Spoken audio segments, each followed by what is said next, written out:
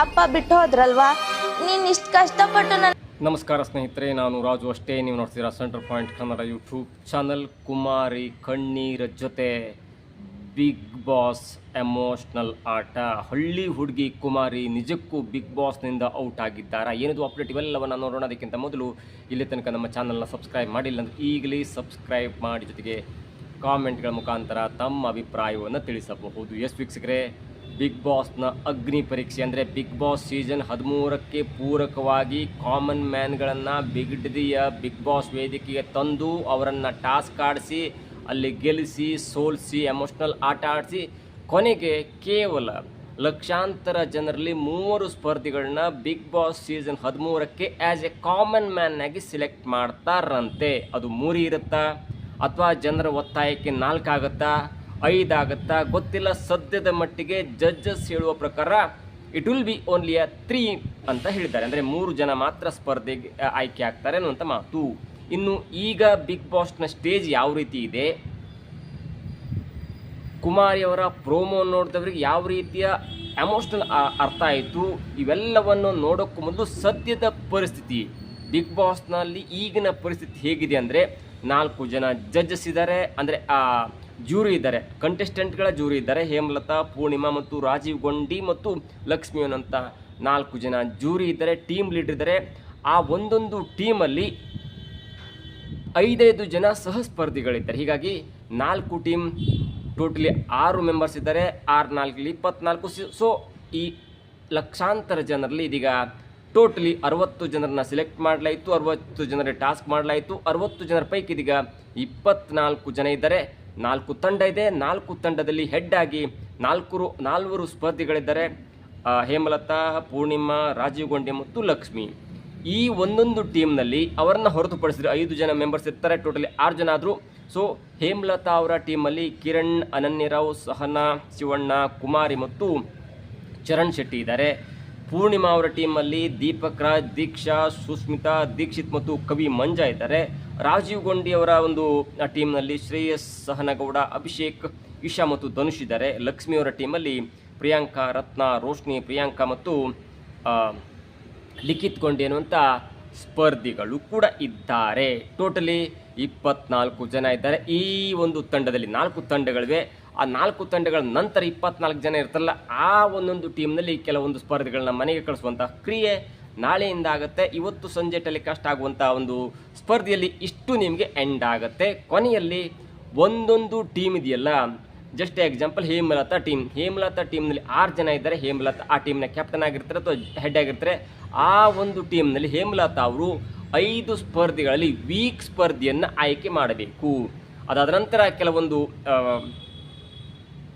ಆಟ ಇರುತ್ತೆ, ಅವ್ರನ್ನ ಹೊರಗೆ ಹಾಕ್ತಾರೆ ಅಥವಾ ಏನು ಮಾಡ್ತಾರೆ, ಅಥವಾ ಯಾರ ಜೊತೆ ಅವ್ರನ್ನ ಕಾಂಪಿಟೇಷನ್ಗೆ ಇರ್ತಾರೆ, ಎಲ್ಲವೂ ಕೂಡ ನೋಡಬೇಕು. ಒಂದು ಹಂತಕ್ಕೆ ಇವತ್ತು ರಿಲೀಸ್ ಆದ ಕೊನೆಯ ಹಂತದಲ್ಲಿ ಪ್ರೋಮೋದಲ್ಲಿ ಹೇಮಲತಾ ಅವರು ತಲೆ ಕೆಟ್ಟು, ಬೇಡಪ್ಪ ಈ ಸವಾಸವೇ, ಯಾಕೆ ಸುಮ್ಮನೆ ಜಗಳನ್ನ ಮೈಗೆ ಹೇಳ್ಕೊಳ್ಬೇಕು, ನನಗೇನೋ ಬಿಗ್ ಬಾಸನ್ನು ನೋಡಬೇಕು, ಆಡಬೇಕು, ಗೆಲ್ಲಬೇಕು ಅನ್ನುವಂಥ ಆಶೆಯಿಂದ ಬಂದೆ. ಆದರೆ ಇಲ್ಲಿ ನೋಡ್ತಾ ಇರುವಂಥ ಕಾಂಪಿಟೇಷನ್ನು ಆಗ್ತಾ ಇಲ್ಲ, ನಾನು ಬಿಟ್ಟು ಹೋಗ್ತೇನೆ ಅನ್ನುವಂಥ ಮಾತನ್ನು ಕೂಡ ಹೇಳಿದರು. ಸದ್ಯದ ಮಟ್ಟಿಗೆ ಯಾರೂ ಬಿಟ್ಟು ಹೋಗುವಂಥ ಪರಿಸ್ಥಿತಿಲಿ ಇಲ್ಲ. ಏನೇ ಆದರೂ ಗೆಲ್ಲಬೇಕು, ಆದಷ್ಟು ದಿನ ಇರಬೇಕು, ಜೊತೆಗೆ ಸುದೀಪ್ ಅವರ ಬಿಗ್ ಬಾಸ್ನಲ್ಲಿ ಕಾಣಿಸ್ಕೊಳ್ಬೇಕು ಅನ್ನೋಂಥ ಹಂಬಲ ಇದೆ. ನೋಡಬೇಕು. ಇನ್ನು ಮುಖ್ಯ ವಿಷಯಕ್ಕೆ ಬರ್ತೇನೆ. ಇವತ್ತು ಸಂಜೆ ಅದು ಟೆಲಿಕಾಸ್ಟ್ ಆಗುತ್ತೆ. ಪ್ರೋಮೋ ಕೂಡ ಬಂದಿದೆ, ತುಂಬ ದೊಡ್ಡ ಪ್ರೋಮೋ. ನಾನು ಬಿಗ್ ಬಾಸ್ ಸೀಸನ್ ಇಲ್ಲಿ ತನಕ ನೋಡಿದ್ದೇನೆ, 12 ಸೀಸನ್ ಆಗಿದೆ, ಒಂದು OTT ಸೀಸನ್ ಆಗಿದೆ. ಆ ಸೀಸನ್ಗಳಲ್ಲಿ ತುಂಬ ಕಾಡುವಂಥ ಒಂದು ಪ್ರೋಮೋ ಅಂದರೆ ಬಿಗ್ ಬಾಸ್ ಕುಮಾರಿಯವರ ಬಗ್ಗೆ ಟೆಲಿಕಾಸ್ಟ್ ಮಾಡಿದಂಥ ಒಂದು ಪ್ರೋಮೋ. ತುಂಬ ಚೆನ್ನಾಗಿದೆ ಅನ್ನೋದಕ್ಕಿಂತ ತುಂಬ ಕನೆಕ್ಟ್ ಆಗಿರುತ್ತೆ. ನೋಡಿ, ಇಲ್ಲಿ 2 ಹಂತ ಇದೆ. ಒಂದು ವೇಳೆ ಬಿಗ್ ಬಾಸ್ ಮೇನ್ ಸೀಸನಿಗೆ ಆಯ್ಕೆಯಾಗಿ ಅಲ್ಲಿ 1 ವಾರ ಇರ್ತಾರೋ 2 ವಾರ ಇರ್ತಾರೋ, ಅದೊಂದು ಆ್ಯಂಬಿಷನ್ ಅಂತ ಹೇಳ್ಬೋದು, ಅದೊಂದು ಆಸೆ ಅಂತ ಹೇಳ್ಬೋದು. ಅಲ್ಲಿ ತನಕ ಹೋಗಲಿಲ್ಲ ಅಂದರೆ ಈ ಪ್ರೋಮೋ ಏನಾದರೂ ಎಮೋಷ್ನಲಿ ಟಚ್ ಮಾಡಲಿಕ್ಕೆ ಆಟ ಆಡಲಾಯ್ತಾ, ಓಕೆ ಈ ಪ್ರೋಮೋ ಒಳ್ಳೆಯದಿದೆ, ಚೆನ್ನಾಗಿದೆ, ಕನೆಕ್ಟ್ ಆಗುತ್ತೆ, ಎಲ್ಲ ಓಕೆ. ಆದರೆ ಇಷ್ಟೂ ಒಂದು ಸ್ಪರ್ಧೆಯ ಜೊತೆ ಎಮೋಷ್ನಲಿ ಕನೆಕ್ಟ್ ಮಾಡಿ ಅವ್ರನ್ನ ಅಳಿಸಿ, ಅವ್ರನ್ನ ಇಡೀ ಕರ್ನಾಟಕಕ್ಕೆ ತೋರಿಸಿ, ಕೊನೆಗೂ ಕೂಡ ಆ 3ರಲ್ಲಿ ಈ ಸ್ಪರ್ಧೆಯನ್ನು ಒಬ್ಬರಾಗಿ ಮಾಡಲಿಲ್ಲ ಅಂದರೆ ನಿಜಕ್ಕೂ ಕೂಡ ಇದು ಎಮೋಷ್ನಲ್ ಆಟ ಅನ್ನೋದು ಕೂಡ ಸಾಬೀತಾಗುತ್ತೆ. ಏನಾಯಿತು ಹಾಗಾದರೆ ಅನ್ನೋದನ್ನು ನೋಡ್ತಾ ಹೋದರೆ, ಕೆಲವೊಂದು ಸ್ಪರ್ಧೆಗಳಿಗೆ, ಪ್ರತಿಯೊಂದು ಸ್ಪರ್ಧೆಗಳಿಗೆ 20 ಜನ ಸ್ಪರ್ಧೆ ಇದ್ದರು, 4 ಜನ ಜೂರಿ ಬಿಟ್ಟು ಆ 5 ಜನರ ತಂಡವನ್ನು ಮಾಡಿ ಅವರಿಗೆ ಆಟ ಆಡಿಸಲಾಯಿತು. ನಾಟಕ, ಡ್ರಾಮಾ, ಎಮೋಷನ್ ಎಲ್ಲವೂ ಜೊತೆಗೆ ಈ ಕುಮಾರಿಯವರ ಒಂದು ತಂಡಕ್ಕೆ ಎಮೋಷ್ನಲ್ ಆಗಿ ಇರುವಂಥ ಒಂದು ಟಾಸ್ಕ್ ಕೊಡ್ತಾರೆ. ಅಂದರೆ ಯಾರಿಗಾದರೂ ನೀವು ಫೋನ್ ಮಾಡಿ ನಿಮ್ಮ ಒಂದು ಎಮೋಷನ್ ಹಂಚ್ಕೊಳ್ಬೇಕು, ನಿಮ್ಮ ಇಲ್ಲಿ ತನಕ ಹೇಳಲಾರದಂಥ ಒಂದು ವಿಷಯನ ಹಂಚ್ಕೊಳ್ಬೇಕು ಅನ್ನುವಂಥ ಮಾತಾಡಿದಾಗ ಮುಂದೆ ಟೆಲಿಫೋನ್ ಇರುತ್ತೆ. ಬರ್ತಾರೆ ಕುಮಾರಿಯವರು ಸಹಜವಾಗಿ ಅವರು ಇಲ್ಲಿ ತನಕ ಹೇಳ್ಕೊಂಡಾಗ ಅವರ ತಾಯಿಯವರಿಗೆ ಕಾಲ್ ಮಾಡ್ತಾರೆ. ತಾಯಿಯವರ ಜೊತೆ ಇಲ್ಲಿ ತನಕ ಆದಂಥ ಸ್ಟೋರಿನ ಹೇಳ್ಕೊತಾರೆ. ಅಮ್ಮ, ನಾನು 2 ತಿಂಗಳ ಕೂಸಾಗಿರುವಾಗ, ಅಂದರೆ ಹೊಟ್ಟೆಯಿಂದ ಹೊರಬಂದ ನಂತರ ಅಲ್ಲ, ಭ್ರೂಣವಾಗಿರುವಾಗ ನಮ್ಮ ತಂದೆ ಅಂದರೆ ನಿನ್ನ ಗಂಡ ನಿನ್ನನ್ನು ಬಿಟ್ಟು ಹೋದರೂ ಕಾರಣ ಬೇರೆ ಬೇರೆ ಇದೆ. ಅದಾದ ನಂತರ ನಾನು ಹುಟ್ಟಿದ ನಂತರ ನಿನ್ನ ಮೇಲೆ ಬಂದಂಥ ಆಪಾದನೆ ಇದೆಯಲ್ಲ, ಅದು ಈಗಲೂ ಕೂಡ ಕರುಳು ಹಿಂಡುವಂತಿದೆ. ಜೊತೆಗೆ ಏನೋ ಕೆಟ್ಟ ಕೆಲಸ ಮಾಡಿ ಈ ಮಗುವನ್ನು ಹೆತ್ತಿಬಿಟ್ಟಿದ್ದಾಳೆ, ಜೊತೆಗೆ ಈ ಮಗುವನ್ನು ಮತ್ತೆ ಸಾಕಲಿಕ್ಕೆ ಮತ್ತೆ ಕೆಟ್ಟ ಕೆಲಸವನ್ನು ಮಾಡ್ತಾ ಇದ್ದಾಳೆ ಅನ್ನುವಂಥ ಅಪವಾದ ಇದೆ. ನೀನು ಹಾಗಲ್ಲ, ನೀನು ತುಂಬ ಪವಿತ್ರಳು, ನೀನು ತುಂಬ ಒಳ್ಳೆಯವಳು, ನೀನು ಕಷ್ಟಪಡಿದು ದುಡಿದು ನನ್ನನ್ನು ಸಾಕಿದ್ದೀಯಾ. ಆದರೆ ಏನು ಮಾಡಲಿಕ್ಕಾಗತ್ತೆ, ಬಡತನ ನಮ್ಮನ್ನು ಕಾಡ್ತಾ ಇದೆ, ಬಡತನ ಇಲ್ಲಿ ತನಕ ಹೋಗ್ತಿಲ್ಲ, ನಿನಗೆ ಹುಷಾರಿಲ್ಲ, ನಾನು ಚಿಕ್ಕ ಪುಟ್ಟ ಕೆಲಸ ಮಾಡ್ತಿದ್ದೀನಿ, ನಾನು ಡಿಗ್ರಿ ಓದ್ತಿದ್ದೀನಿ, ನನಗೆ 150 ರೂಪಾಯಿ ಸಂಬಳ ಬರುತ್ತೆ, ಆ 150 ರೂಪಾಯಿ ಸಂಬಳದಲ್ಲಿ ನಾನು ಸಾಕ್ಲಿಕ್ಕೆ ಆಗ್ತಿಲ್ಲ, ಅದು ಏನು ಮಾಡಲಿ, ನಾನು ಕಷ್ಟಪಡ್ತಾ ಇದ್ದೀನಿ, ನೀನು ಕಷ್ಟಪಟ್ಟು ಸ್ವಲ್ಪ ಹುಷಾರಿಲ್ಲ, ಜೊತೆಗೆ ನಿನಗೆ ಹಾರ್ಟ್ ಸಮಸ್ಯೆ ಇದೆ, ನಾನು 150 ರೂಪಾಯಿ 200 ರೂಪಾಯಿ ದುಡ್ಕೊಂಡ್ರೆ ನಿನಗಿಲ್ಲ ಅದನ್ನು ಕಾಯಿಲೆಯನ್ನು ವಾಸಿ ಮಾಡಲಿಕ್ಕಾಗತ್ತೆ, ಜೊತೆಗೆ ಮನೆ ಸರಿ ಇಲ್ಲ, ಮನೇಲೂ ಅಷ್ಟೇ ಮಳೆ ಬಂತಂದರೆ ಎಲ್ಲವೂ ಕೂಡ ಆ ಕಡೆ ಈ ಕಡೆ ಚೆಲ್ಲಾಪಿಲ್ಲಿ ಆಗುತ್ತೆ, ಜೊತೆಗೆ ನಿನಗೆ ಇಲ್ಲಿ ತನಕ ಒಂದು ಒಳ್ಳೆ ಊಟ ಕೊಡಿಸಲಿಲ್ಲ ಎನ್ನುವಂಥ ಮಾತನ್ನು ಹೇಳ್ತಾ ಅದು ಕಣ್ಣೀರ ಕಥೆಯಾಗತ್ತೆ, ಕಣ್ಣೀರಿನ ಸರೋವರವಾಗುತ್ತೆ, ಜೊತೆಗೆ ಬೆಂಕಿಯಲ್ಲಿ ಅರಳಿದ ಹೂ ಅಂತಾರಲ್ಲ ಅಂಥ ಒಂದು ಕತೆ ನೋಡಿ.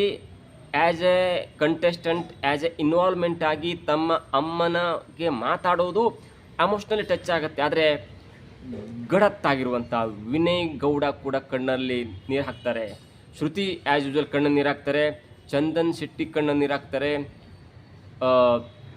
ಸಂಗೀತ ಶೃಂಗೇರಿ ಅನ್ನುವಂಥ ಗಟ್ಟಿ ಕೂಡ ಕಣ್ಣು ನೀರು ಹಾಕ್ತಾರೆ. ಜೊತೆಗೆ ಅಲ್ಲಿರುವಂಥ ಎಲ್ಲರೂ ಕ್ಯಾಮ್ರಾಮನ್ ಆಗಿರ್ಬೋದು, ಸಹಸ್ಪರ್ಧಿಗಳಾಗಿರ್ಬೋದು, ನಿರಂಜನ್ ದೇಶಪಾಂಡೆ ಎಲ್ಲರೂ ಕೂಡ ಕಣ್ಣಲ್ಲಿ ನೀರು ಹಾಕ್ತಾರೆ. ಇದರ ಅರ್ಥ ಅಷ್ಟೇ, ಆ ಸಬ್ಜೆಕ್ಟು ಪ್ರತಿಯೊಬ್ಬರಿಗೂ ರೀಚ್ ಆಗಿದೆ, ಆ ಸಬ್ಜೆಕ್ಟ್ ಕರ್ನಾಟಕದ ಪ್ರತಿಯೊಬ್ಬ ಆಡಿಯನ್ಸ್ಗೂ ರೀಚ್ ಆಗುತ್ತೆ. ಜೊತೆಗೆ ಇದೇ ಸ್ಪರ್ಧೆ ಕೊನೆಯ ತನಕ ಇದ್ದರೆ, ಬಿಗ್ ಬಾಸ್ನ ಕೊನೆಯ ತನಕ ಇದ್ದರೆ ಓಟುಗಳ ಸೂರಿಮಳೆ ಕೂಡ ಬರುತ್ತೆ. ಹೇಗೆ ಗಿಲ್ಲಿಗೆ 47 ಕೋಟಿ ಬಂತಲ್ಲ, ಅದೇ ರೀತಿ ಈ ಸ್ಪರ್ಧೆಯೂ ಕೂಡ, ಕುಮಾರಿ ಅನ್ನುವಂಥ ಸ್ಪರ್ಧೆಯೂ ಕೂಡ ನಾನು ಬರೆದಿಟ್ಕೊಳ್ಳಿ, ಅಷ್ಟೇ ದೊಡ್ಡದಾದಂಥ ಒಂದು ಓಟ್ಗಳ ಸಂಖ್ಯೆ ಬರುತ್ತೆ. ಯಾಕಂದರೆ ಅವಳಲ್ಲಿ ನಿಷ್ಕಲ್ಮಶವಾದ ಮನಸ್ಸಿದೆ, ಹೇಳಬೇಕಾದ್ದನ್ನು ತುಂಬ ಜನ ತಾಯಿ ಬಗ್ಗೆ ಕೆಟ್ಟ ಅಭಿಪ್ರಾಯ ಇದೆ, ಅದನ್ನು ಹೇಳ್ಕೊಳ್ಳಿಕ್ಕೆ ಬರಲ್ಲ. ಆದರೆ ತಾಯಿಯ ಬಗ್ಗೆ ಸಮಾಜ ಏನು ಹೇಳುತ್ತೆ, ತಾಯಿಯ ಬಗ್ಗೆ ಸಮಾಜ ಯಾವ ಥರ ಕೆಟ್ಟದಾಗಿ ಮಾತಾಡ್ತೇನೆ ಅನ್ನುವಂಥ ಮಾತನ್ನು ಓಪನ್ ಆಗಿ ಬಿಗ್ ಬಾಸ್ ವೇದಿಕೆ, ಅಗ್ನಿ ಪರೀಕ್ಷೆ ವೇದಿಕೆಯಲ್ಲಿ ಹೇಳ್ಕೊಳ್ತಾರಲ್ಲ, ಅದು ನಿಜಕ್ಕೂ ಕೂಡ ನಿಷ್ಕಲ್ಮಶವಾದ ಮನಸ್ಸು. ತುಂಬ ಜನ ಹಾಗೆ ಇರ್ತದೆ, ಅದು ಹಾಗಿರುತ್ತೆ, ಆದರೆ ಬಿಡಿ ಆ ವಿಷಯವನ್ನು ಬಿಟ್ಟು ಮಾತಾಡುವೇನೋ ಅಂತ ಮನಸ್ಥಿತಿ ಬರುತ್ತೆ. ಆದರೆ ಜಡ್ಜಸ್ಗಳನ್ನ ಕಣ್ಣಲ್ಲಿ ನೀರು ಹಾಕಿಸಿದ್ರೆ ನೋಡ್ತಾರೆ, ಎಲ್ಲೋ ಒಂದು ಕಡೆ ರೀಚ್ ಮಾಡಿದ್ರು. ಇದ್ರ ಅರ್ಥ ಇಷ್ಟೇ, ಕೆಲವೊಂದು ಸುದ್ದಿ ಹರಿದಾಡ್ತಿದೆ, ಈ 3 ಒಳಗೆ ಕುಮಾರಿ ಎನ್ನುವಂಥ ನಿಷ್ಕಲ್ಮಶ ಕನ್ನಡದ ಹಳ್ಳಿ ಸೊಗಡಿನ ಹುಡುಗಿ ಬಿಗ್ ಬಾಸ್ 3ರ ಪಟ್ಟಿಯಲ್ಲಿಲ್ಲ. ಹೇಗೆ ನಾವು ಮಾತಾಡ್ತಿದ್ದಿಲ್ಲ 3 ಜನ ಮಾತ್ರ ಆಯ್ಕೆ ಆಗ್ತಾರೆ ಅನ್ನೋ ದೃಷ್ಟಿಯಲ್ಲಿ ಆ 3ರಲ್ಲಿ ಕುಮಾರಿ ಇಲ್ಲ, ಕುಮಾರಿ ಔಟ್ ಆಗಿದ್ದಾರೆ ಅನ್ನೋಂಥ ಮಾತು ಅನೇಕ ಕಡೆ ಕೇಳಿ ಬರ್ತಾ ಇದೆ. ಒಂದು ವೇಳೆ ಹಾಗೆ ಏನಾದರೂ ಆದರೆ ಎಮೋಷ್ನಲಿ ಟಚ್ ಮಾಡಿರುವಂಥ, ಎಮೋಷ್ನಲಿ ಕರ್ನಾಟಕ ಜನತೆಗೆ ಕನೆಕ್ಟ್ ಆಗಿರುವಂಥ ಈ ಕಣ್ಣೀರ ಕತೆಗೆ ಬೆಲೆ ಏನು ಉಳಿತು? ಎಲ್ಲವನ್ನ ಓಪನ್ ಆಗಿ ಹೇಳಿದ ಮೇಲೆ ಮತ್ತದೇ ಸಂಶಯ, ಮತ್ತದೇ ಕಾಟ, ಮತ್ತದೇ ಕೆಟ್ಟ ನೋಟ ಆ ಹುಡುಗಿಯ ತಾಯಿ ಮೇಲೆ ಬರ್ತು. ಇಲ್ಲಿ ತನಕ 10 ಜನಕ್ಕೆ, ಊರಿನ ಜನರಿಗೆ ಮಾತ್ರ ಆ ಕುಟುಂಬದ ವ್ಯಥೆ ಕತೆ ಗೊತ್ತಿತ್ತು ಮತ್ತು ಆಪಾದನೆ ಗೊತ್ತಿತ್ತು, ಅದು ಅಪವಾದ ಗೊತ್ತಿತ್ತು. ಈಗ ಎಲ್ಲರೂ ಕೂಡ ಹೋಗ್ತಾರೆ, ಎಲ್ಲ ಯೂಟ್ಯೂಬರ್ಸು, ಸೋಷಿಯಲ್ ಮೀಡಿಯಾದವರು, ಹಾಗೆ ಹೀಗೆಲ್ಲರೂ ಹೋಗ್ಕೊಂಡು ತಾಯಿ ಕೇಳ್ತಾರೆ, ನಿನ್ನ ಗಂಡ ಯಾರಪ್ಪ, ನೀನು ಏನಾಯಿತು, ಆದರೂ ಕೂಡ ಬಿಗ್ ಬಾಸ್ ಸೆಲೆಕ್ಟ್ ಮಾಡಿಲ್ಲ, ಎಲ್ಲವೂ ಕೂಡ ಕೇಳ್ತಾರೆ. ಒಂದು ವೇಳೆ ಗೆದ್ದಿದ್ರೆ, ಒಂದು ವೇಳೆ ಕೊನೆ ತನಕ ಹೋಗಿ ಅಥವಾ 4-5 ವಾರ, 6 ವಾರ, 7 ವಾರ ಸೆಮಿಫೈನಲ್ಲು, ಫೈನಲ್ಲು, ಟಾಪ್ 5 ಬಂದಿದ್ರೆ ಏನಾದರೂ ಒಂದು ಫೈನಾನ್ಷಿಯಲ್ ಹೆಲ್ಪ್ ಆಗ್ತಿತ್ತು, ಅವೆಲ್ಲ ಕೂಡ ಈ ದುಃಖದಲ್ಲಿ ಮರಿಬೋದಿತ್ತು. ಆದರೆ ಒಂದು ಕಡೆ ಬಿಗ್ ಬಾಸ್ನಲ್ಲಿ ತನ್ನ ಎಲ್ಲ ಕುಟುಂಬದ ಮಾನ ಮರ್ಯಾದೆಯ ಪ್ರಶ್ನೆಯನ್ನು ಹೇಳಾಗಿದೆ, ಮತ್ತೊಂದು ಕಡೆ ಇಷ್ಟು ಹೇಳಿದರೂ ಕೂಡ ಯಾವುದೇ ಕಾರಣಕ್ಕೂ ಕೂಡ ಬಿಗ್ ಬಾಸ್ನಿಂದ ಯಾವುದೇ ಹೆಲ್ಪ್ ಆಗಿಲ್ಲ. ನಾನು ಹೇಳಿದ ನಿಮ್ಗೆ ಅರ್ಥ ಆಗಿರ್ಬೋದು. ಒಂದು ವೇಳೆ ಇಷ್ಟು ಕಷ್ಟವನ್ನು ಹೇಳ್ಕೊಂಡ ನಂತರ ಬಿಗ್ ಬಾಸ್ಗೆ ಎಂಟ್ರಿ ಆಗಿ 4 ವಾರ 5 ವಾರ ಟಾಪ್ 5 ಟಾಪ್ 2 ಹೀಗೆ ಹೋಗಿದ್ರೆ, ಬಿಗ್ ಬಾಸ್ ಮನೆಯಿಂದ ಹೊರಗೆ ಬಂದ ನಂತರ ಕೌಟುಂಬಿಕವಾಗಿ ಸ್ವಲ್ಪ ಫೈನಾನ್ಷಿಯಲ್ ಹೆಲ್ಪ್ ಆಗ್ತಿತ್ತು, ಅವರಿಗೆ ಮಾರ್ಕೆಟಿಂಗ್ ಕರಿತಿದ್ರು, ಪ್ರಮೋಷನಿಗೆ ಕರೆದ್ರು, ಸ್ವಲ್ಪ ಮಟ್ಟಿಗೆ ಹಣ ಕೂಡ ಸಂಪಾದನೆ ಮಾಡ್ಬೋದು. ಒಂದು ಹಂತಕ್ಕೆ ತಾನು ಹೇಳಿಕೊಂಡ ಈ ಮರ್ಯಾದೆ ಪ್ರಶ್ನೆಯ ಕಷ್ಟ ಕೂಡ ಆ ದುಡ್ಡು ಬಂದಾಗ ಎಲ್ಲೋ ಮರಿಬೋದಿತ್ತು, ಮನೆ ಕಟ್ಸ್ಬೋದಿತ್ತು, ತಾಯಿಗೆ ಸ್ವಲ್ಪ ಹೆಲ್ಪ್ ಆಪರೇಷನ್ ಮಾಡ್ಬೋದು, ಎಲ್ಲವೂ ಕೂಡ ಆಗ್ತಿತ್ತು. ಆದರೆ ಈಗಲೇ ಹೊರಗೆ ಬಂದುಬಿಟ್ರೆ, ಬಿಗ್ ಬಾಸ್ ಮನೆಯಿಂದ ಈಗಲೇ ಹೊರಗೆ ಬಂದುಬಿಟ್ರೆ ಒಂದು ಕಡೆ ಮಾನ ಮರ್ಯಾದೆ ಪ್ರಶ್ನೆ ಅಥವಾ ತಾಯಿ ಮೇಲಿರುವಂಥ ಕೆಟ್ಟ ಆಪಾದನೆ ಸದ್ಯದ ಮಟ್ಟಿಗೆ ಜನರಿಗೆ ಅರ್ಥ ಆಗಿದೆ. ಆದರೆ ಆ ಜನರಿಗೆ ಅರ್ಥ ಆದರೂ ಕೂಡ ಯಾವುದೇ ಕಾರಣ ಕೂಡ ಫಿನಾನ್ಷಿಯಲಿ ಹೆಲ್ಪ್ ಆಗುವಂಥ ಸ್ಥಿತಿಯಲ್ಲಿ ಇರಲ್ಲ. ಹೀಗಾಗಿ ಬಿಗ್ ಬಾಸ್ ಕುಮಾರಿ ಕಣ್ಣೀರ ಜೊತೆ ಬಿಗ್ ಬಾಸ್ ಏನಾದ್ರು ಆಟ ಆಡತ್ತಾ ಗೊತ್ತಿಲ್ಲ. ಒಂದು ಹಂತಕ್ಕೆ ಬಿಗ್ ಬಾಸ್ ಮನೆಯಿಂದ ಹೊರಗೆ ಬಂದುಬಿಟ್ರೆ ಅದು ಜನರು ಹೇಳಲೇಬೇಕಾಗಿರುವಂಥ ಒಂದು ಮಾತಂದರೆ ಕುಮಾರಿಯ ಕಣ್ಣೀರ ಜೊತೆ. ನೀವು ಇಲ್ಲಿ ತನಕ ಎಷ್ಟೇ ನೀವು ಕಣ್ಣೀರ ಕತೆ ನೋಡಿರ್ಬೋದು, ಆದರೆ ಈ ಹುಡುಗಿಯ ಕಣ್ಣೀರ ಕಥೆಯಲ್ಲಿ ಯಾರೂ ಇಲ್ಲ.